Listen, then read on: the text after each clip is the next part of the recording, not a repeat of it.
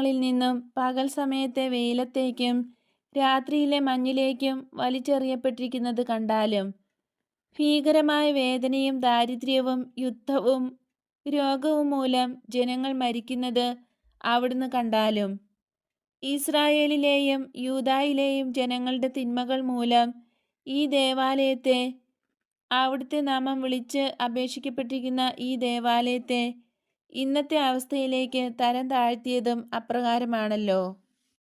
അല്ലയോ ദൈവമക്കളെ, ഞങ്ങളുടെയും നിങ്ങളുടെയും ദേവാലയങ്ങൾ വീണ്ടും നിർമ്മിക്കപ്പെട്ടുവെന്നും അവ മനോഹരമാണെന്നും നിങ്ങൾ പറയരുത്.